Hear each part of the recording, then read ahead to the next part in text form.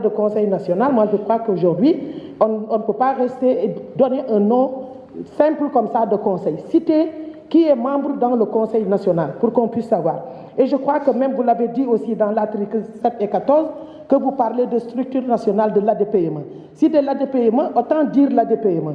Mais ne pas laisser ça sur l'évasif pour qu'ultérieurement qu'on change et que ce ne soit pas l'ADPME ou bien l'ADPME. Comme c'est une réforme, c'est une loi qu'on doit voter, il faut être précis par rapport à ça et pour qu'on ait plus de visibilité sur ce qu'on fait. L'appui aussi aux collectivités, parce que je crois que les boulangeries sont dans des communes. Il y a peut-être des PME qui peuvent faire de la boulangerie. Mais je crois que l'appui qui va se faire, parce que même si ce sont des boulangeries formelles qui vont arriver, elles seront membres de la Fédération des boulangers. Et je crois qu'aujourd'hui, la Fédération des boulangers du Sénégal est en train de travailler par rapport à une dynamique de suffisance alimentaire, que ça soit sur la proposition du pain mélangé avec du mil, du fognon, du riz. Donc ça, je crois qu'aujourd'hui, il faudrait accompagner cette dynamique. Et je crois que si on parle aujourd'hui de réduction des charges, par rapport à l'énergie, par rapport à tout ça là, le gaz, je crois qu'il faudrait aussi leur donner la place et leur chance sur ça. Par rapport au manque d'absorption des projets, les petites et moyennes entreprises à 5% sur un budget de 4 000 et quelques milliards, il n'y a que 5% d'absorption. Donc il faut regarder l'éligibilité des projets que les PME proposent. Parce que je crois qu'il faudrait, quand on parle du secteur informel, l'accompagnement de ces PME doivent être quand même plus dynamiques dans leur formalisation, parce qu'il y a la forme fiscalité qui vient, et je crois qu'il faudrait qu'elles aient une assise qui puisse leur permettre au moins d'être éligibles par rapport à ces projets. Parce que bien sûr, s'il y a le portefeuille qui est là, et que tu n'es pas éligible pour pouvoir au moins bénéficier de ces projets, je ne crois pas que ces PME puissent au moins voir le jour ou entrer dans la dynamique que vous êtes en train de faire. Madame le ministre, moi je crois qu'aujourd'hui, la place des collectivités, comme on l'a dit, elle donne un terrain dans le Conseil national. Citer aussi, le Conseil national est composé de tel, avec les collectivités. On y tient liquide. Parce qu'avec dans la commission, l'autre jour, moi j'ai cru qu'il y aurait un amendement par rapport à certains correctifs. Mais quand on ne voit pas l'amendement, aujourd'hui on tend vers le décret, on y tient pour qu'on puisse au moins lister et faire participer les collectivités territoriales dans la gestion, quand même avoir un droit de regard et même aller plus loin, avoir quelque chose, parce qu'on parle aujourd'hui de fiscalité, avoir des taxes qui sont reversées au niveau de ces collectivités territoriales. Maintenant, le respect du droit commercial, donc au général par rapport à l'OHADA, moi je crois qu'aujourd'hui, dans cette formalisation, il faudrait le renforcement de capacité des PME. Ça ne va pas être seulement un renforcement, mais que ça soit dynamique, holistique dans le temps, pour leur permettre au moins de se corriger par rapport à leur gestion et par rapport aussi à leur taille. Il faut que nous puissions protéger son économie nationale. Bichines, Madame le ministre, loi bi votée de protéger, accompagner les PME. Madame le ministre, wax nañ ko en commission, taux bancaire, taux d'intérêt yi nga xamni banques yi ak système financier yi ñi ngi koy joxe lolu mënul yok and ak yokku les PME. Lolu il faudrait que au niveau de la banque centrale et au niveau du ministère que ñu xol bu baax taux, parce que les banques vont jusqu'à 24%. Et moi j'ai les preuves. Dans le système en milieu rural, les mutuelles peuvent aller jusqu'à 28%. Pour les banques, pour peu que le crédit est restructuré, presque le crédit est doublé, le taux d'intérêt est doublé. Il y a là un regard, parce que vraiment, c'est injuste. Le petit promoteur qui cherche un crédit de 3 millions, de 10 millions, qui se retrouve avec un taux d'intérêt de 20 à 28%, c'est excessif et il faudrait qu'un contrôle soit exercé à ce niveau-là. Ces deux points-là, Madame le ministre, je voudrais vraiment qu'il y ait une réponse par rapport à la disposition sur le plan pour la commercialisation, sécuriser le capital financier, faire que Sonacos liggéey parce que bu liggéeyul même personnel bi dégg nañ leen fonds yi ñuy tiit ndax bu ñu liggéeyul ñàkkul ay un problème pour fayu. Donc je pense que c'est des problèmes yoo xam ne waru ñoo bàyyi di seetaan ndax lu ñu gën a xaar muy gën di jafe. Merci Madame la Présidente. J'ai également pris bonne note de la proposition faite d'accompagner la dynamique du secteur de la boulangerie qui veut innover. Naturellement, nous sommes à leur écoute et nous travaillons en étroite collaboration. Concernant la composition du Conseil national et également l'appellation de la structure nationale de développement des PME, donc une question posée par l'honorable député Juliette Zenga.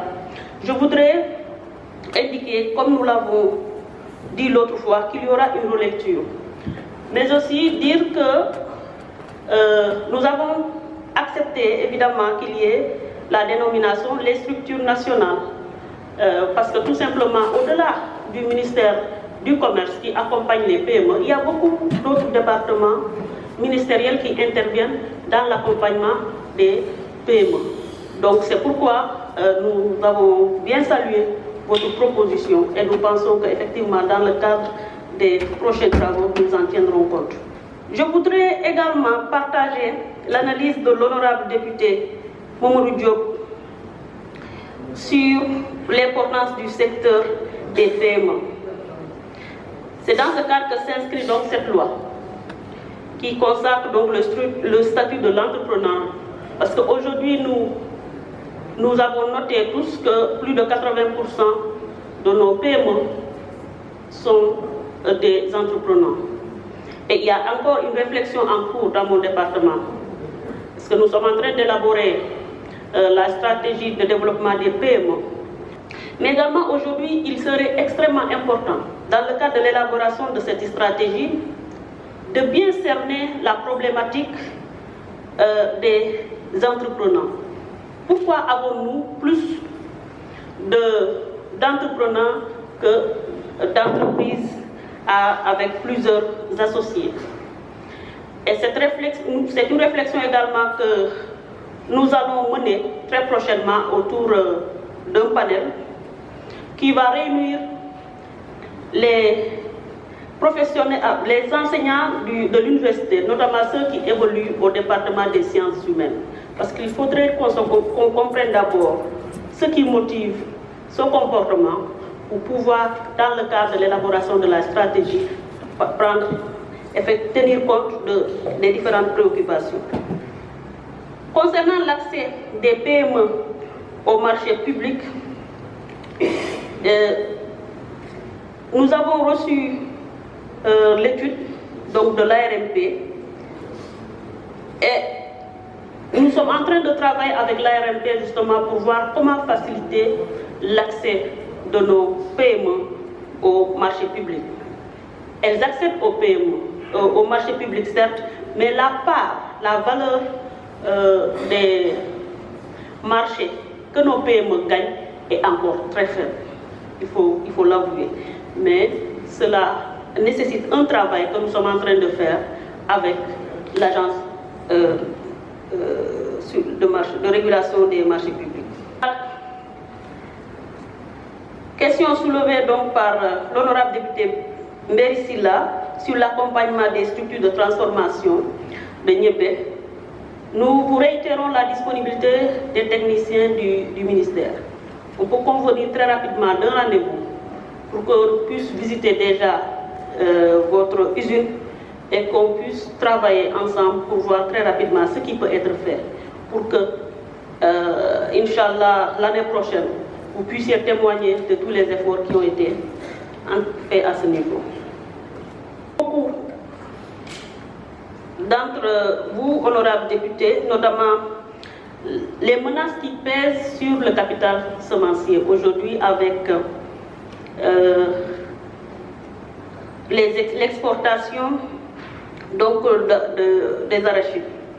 Donc je voudrais rappeler que le décret 2010-15 qui libéralise les exportations d'arachides interdit l'exportation des semences d'arachides, sauf autorisation expresse du ministre du Commerce, après avis technique du ministre de l'Agriculture. À ce jour, aucune autorisation d'exportation de semences n'a été accordée. Cependant, pour l'exportation des graines, parce que vous l'avez dit, il y a plusieurs intérêts qu'il va falloir allier, celui de l'agriculteur, du paysan, mais aussi celui des huiliers et celui des exportateurs. Après quelques semaines donc, de campagne, nous avons noté certaines préoccupations et donc une réunion va se tenir le lundi, Inch'Allah, sur la problématique donc, de la commercialisation de l'arachide pour voir comment ensemble vraiment harmoniser les positions et faire en sorte que chacun puisse s'y retrouver. Donc ce sont ces quelques éléments de réponse, Madame la Présidente, que je voulais apporter.